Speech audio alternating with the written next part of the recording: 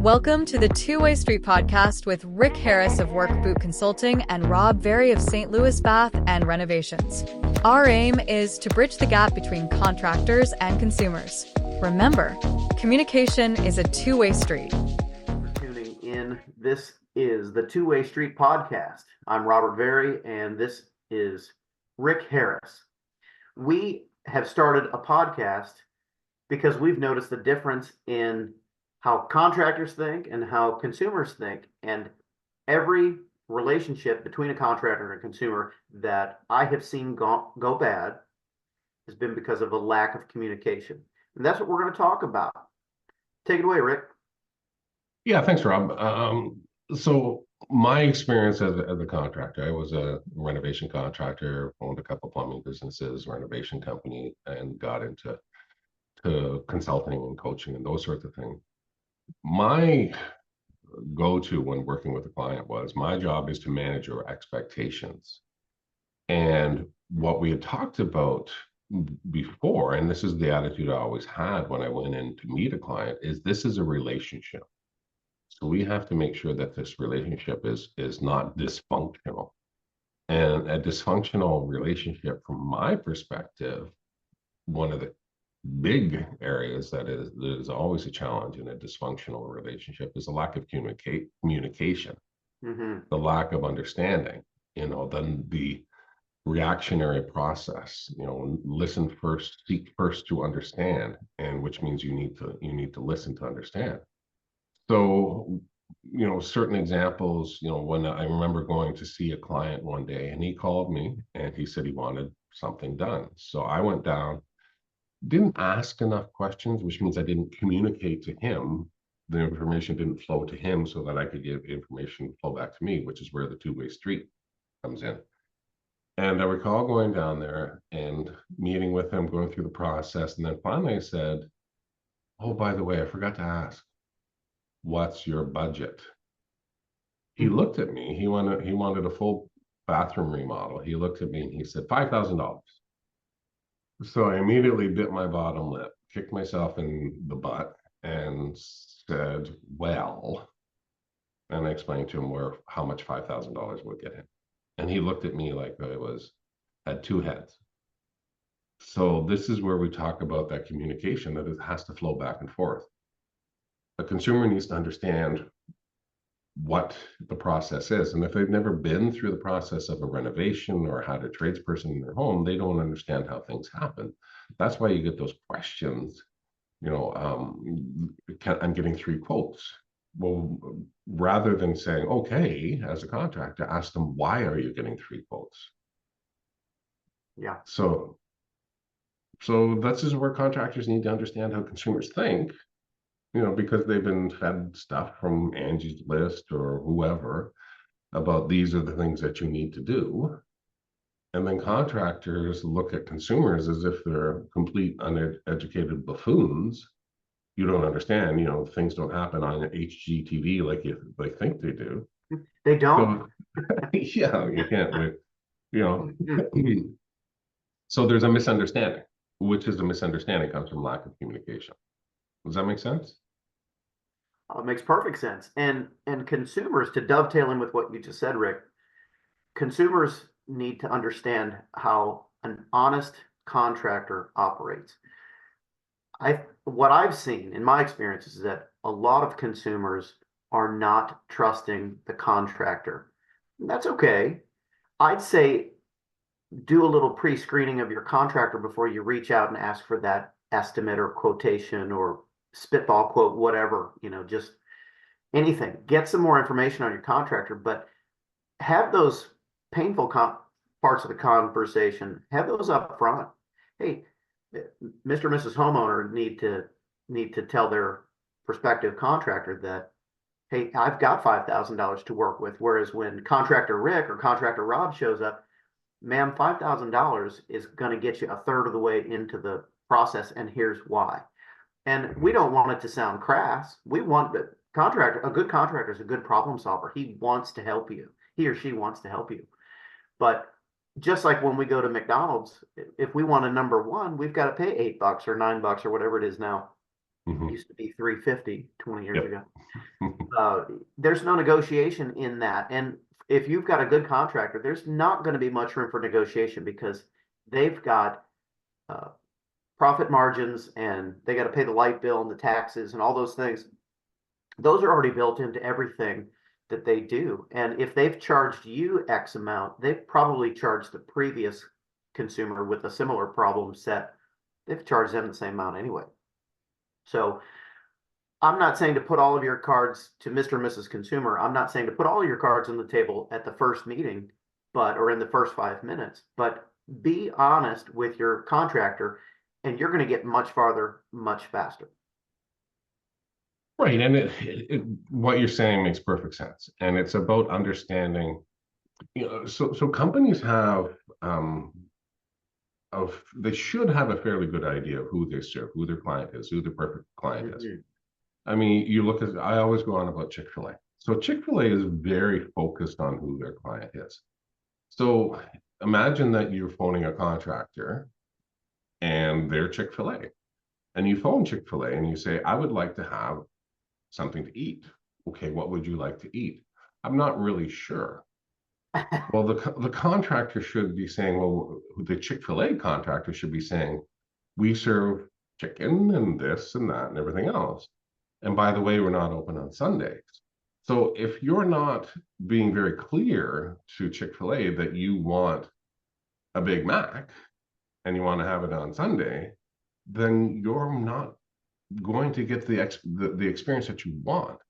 So as a contractor, one of the first things you need to do is figure out who you serve, who Mhm. are your clients, and there's three different ways of doing it. There's demographic, psychographic, and geographic.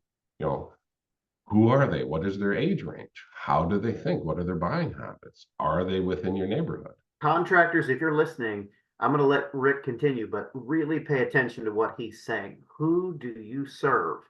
Figure that out. Think back to who your best client is. Mhm. And I want you to re-engage with what Rick is saying. Pick back up, take notes. Who do you serve? Who's your best Mhm. consumer? What's the typical consumer that is your easiest to work with and that doesn't mind listening to your expectations and ideas? Take it away, Rick. Yeah, 100%. You articulate far better than I do. I don't think so. You too. But you have to, and Rob, you made a great point. What I would do is, if you're a contractor, sit down and, like Rob said, think about the three best projects that you've had, or the three best jobs that you did, or the three best service calls you did. Who was your client? What were they like? What did they think? Did they see value in what it is you were doing? And then the other thing is, what was that project that you did? Was it something you really enjoyed doing and it was something that you're really good at doing? That's your strengths. So when you talk about strengths, so here's an example. So say you're a plumber. I always talk about plumbers because I'm a plumber by trade. And you hate service work, but you love doing renovation plumbing or new construction, but residential.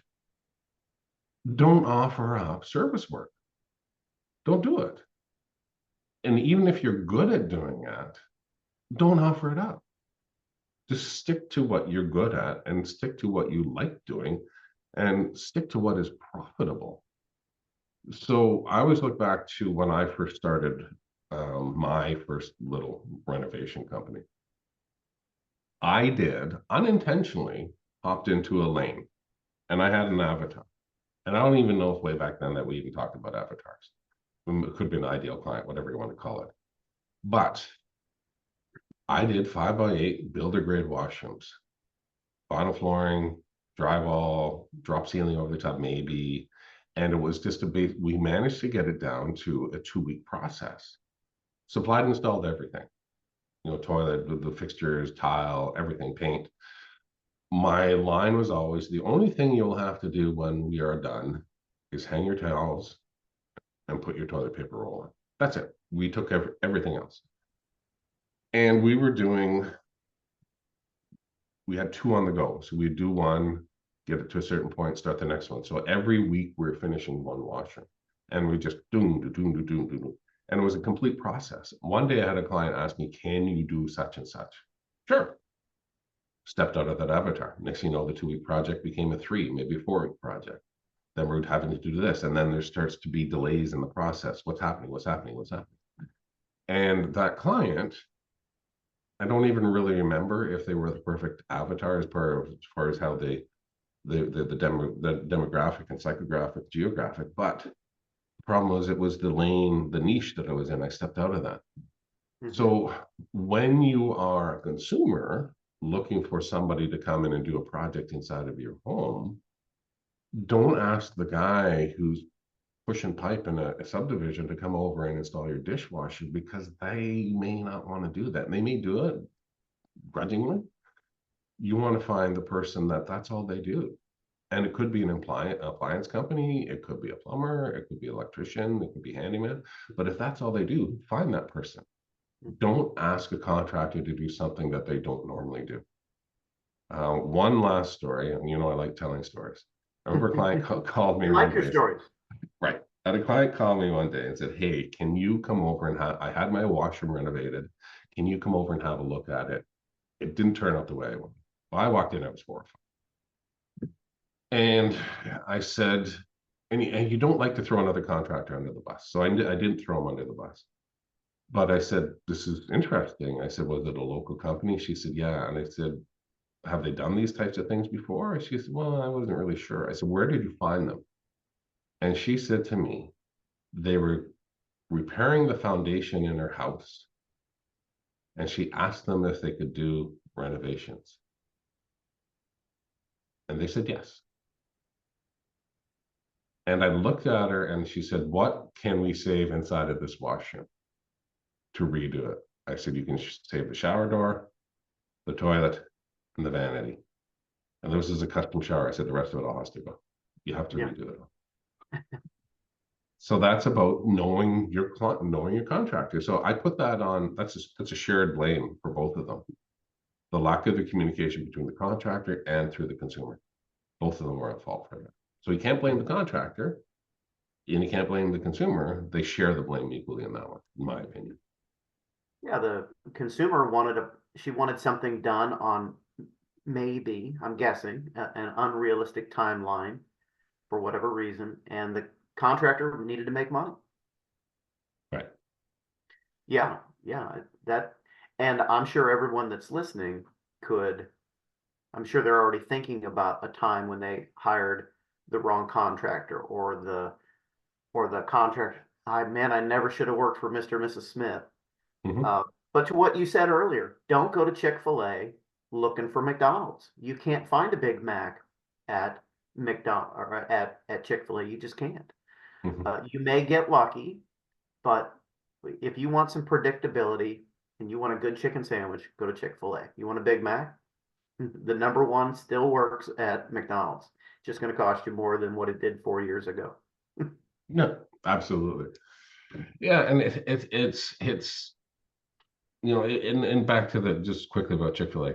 If you really wanted a Big Mac, but the lineup over at McDonald's was like 1,000 miles long, and it's like, you know what, I'll just go to Chick-fil-A.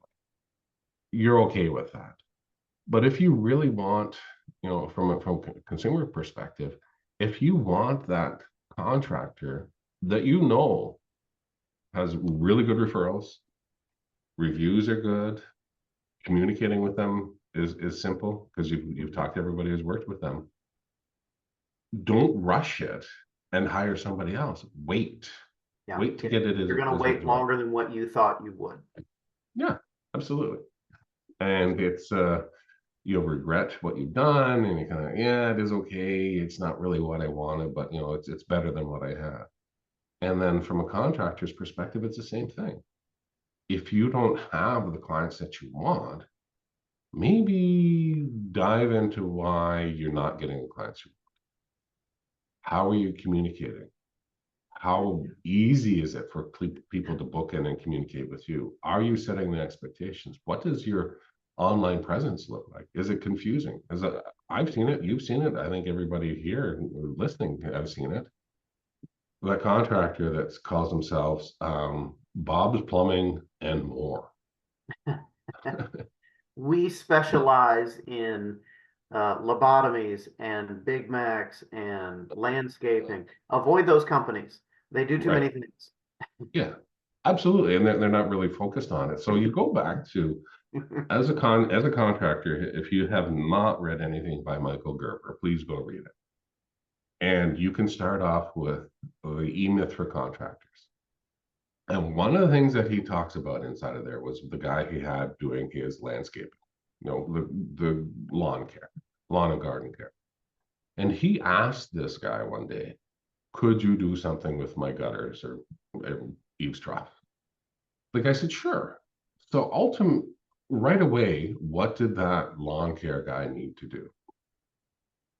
Go get a ladder, go get a, next thing you know, he's getting more equipment. So instead of everything being neat and tidy in one trailer, now he's got to get a place to store this.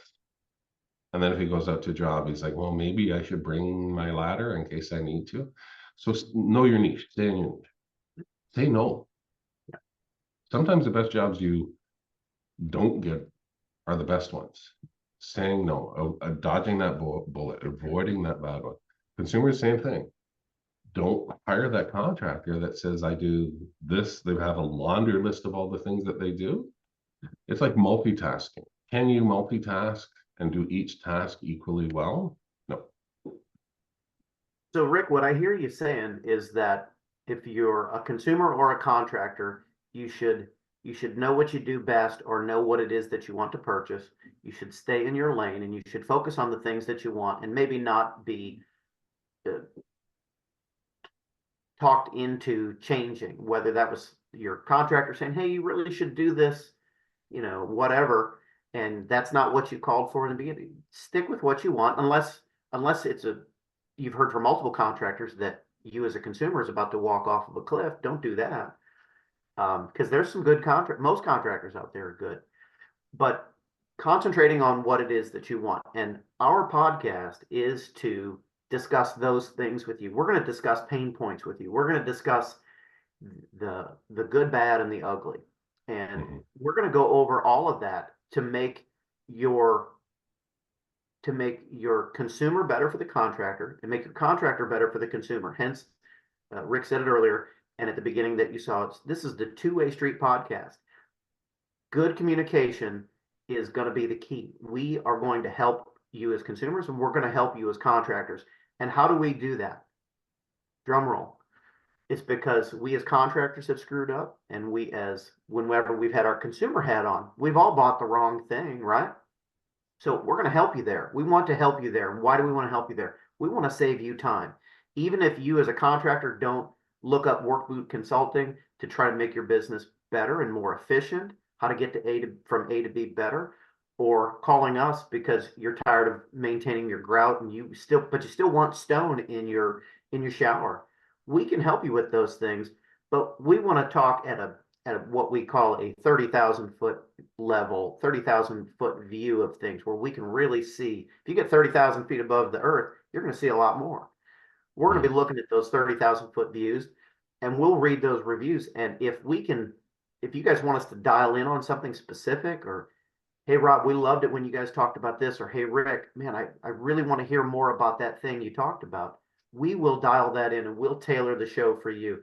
But we want to help you guys as consumers. We want to help you guys as contractors. So that's why we're here. We hope you get some good value from what we are going to discuss here in coming weeks. Yeah, that makes sense. And I think the final word on this is there are, at a certain level, all contractors are the same. There are really good contractors out there. What we're going to do is we're going to help, from a consumer perspective, help you figure out a way to find those contractors, figure out a way how to identify them, what are the things that they do, how to say no to the wrong contractor. And it may not be, it's not the quality of work that we're looking for, it's the process. And from a contractor's perspective, the goal is to kind of help you identify where those bad consumers are. And everybody knows Angie's List, which is great. There's other platforms out there. Contractors, I don't know how many times, I'm sure you've heard this too. Why don't we have an Angie's List for clients where we can go in and list the bad clients that we've done work with? And back to that person who had the shower renovation done, the bathroom renovation done by the foundation repair company. He was a really good contractor, but not for bathrooms. Mm-hmm. They were a really good client, but for the foundation repair, not for bathroom renovations. So Yeah. that's the goal, is just open up communication, remove the barrier to entry, make it so much easier for you to find the contractor that you want, and make contractors help contractors find the clients that they And yeah, and one thing you just got me thinking of something, or I connected the dots. I don't know what happened, but for contractors or consumers, this podcast is not for you if you are not interested in being honest and being forthright when you say, you know what, I told you something and it was the wrong thing, and here's why. If you can't be honest with your contractor, if you can't be honest with your consumer, this is not the podcast for you. I don't want you to tune in anymore. We don't have time for people in our lives that are anything less than lifelong learners and lifelong people that admit when they were wrong. And I'm not trying to sound like a Boy Scout. I just don't have time to lie to my consumers. We've all been called liars before as contractors, and some of the contractors we've we've wait a minute, did my consumer just lie to me? You know, or in retrospect, we want to help you get better at buying from that contractor, or the contractor selling to the consumer. But honesty is where it starts, and I know that that's going to be sometimes painful as a consumer. We're like, man, I don't want to show all my cards. You don't have to show everything in the first 5 minutes, but you need to be honest with your budget, and you need to be honest with your timing. I love to say that, you know, the new client calls us up. Mrs. Smith says, hey, I've got a new bathroom I want you to start, Rob. Even if she hands me a check for $1 million, I can't start tomorrow. I've got other clients ahead of you. And what does that tell the other clients and contractors listening if I say, well, Mrs. Smith offered me $1 million, I'm going to go delay everybody else? I'm a dishonest contractor then. Now, I know it's a ridiculous concept for $1 million for a bathroom, but you get the idea. I guess you need to go, if you accept that $1 million, go offer to do the other clients' jobs for free if you can do the other one first, but be honest with them. So please, as contractors, step up your game. If you are fudging the truth, if you have situational ethics, just be honest, because man, does it go much, much easier.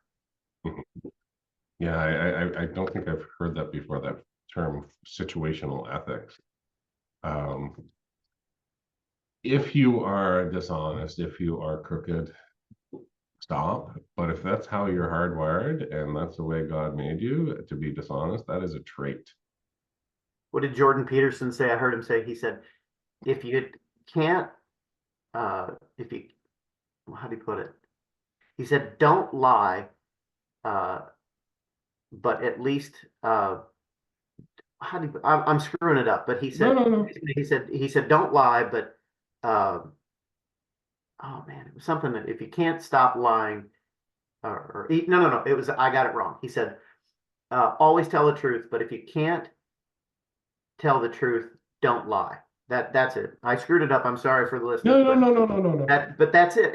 And there's a big gap between those two, isn't there? Between Huge. telling the truth and not lying. I think a lot of contractors fall in that gray area. And I know I'm talking with my hands here. But just tell the truth. Mrs. Smith says she's got a $10,000 budget for her bathroom. Mrs. Smith, here in the Midwest, if you've got a permit on your job, your plumbing alone, if we're changing pipes and moving toilets and all that, your plumbing alone is going to be $3,000 to $4,000. Just the pipes, and the plumber is going to be in and out in a day or two, and there you go. Your contractor, he's going to be there for 5 to 7 days on a full gut, unless it's, you've got a ton of different things. So just be honest. I know that sounds simple.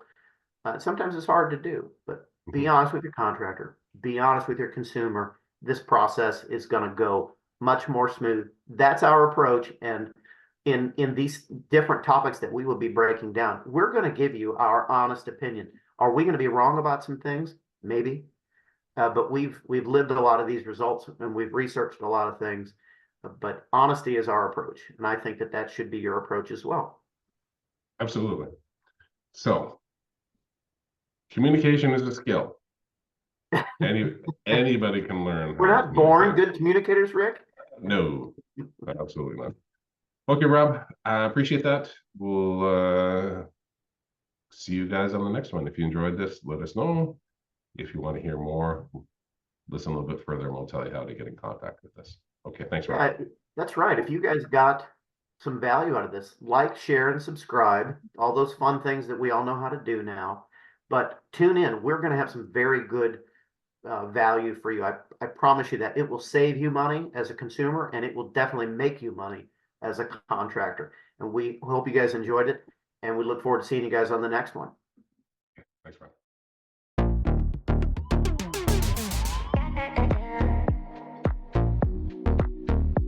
To learn more about Rick, go to his website, workbootconsulting.com. And to learn more about Rob, go to his website, sdlbr.com. Until next time, work on bridging that gap. Remember, it's always a two-way street.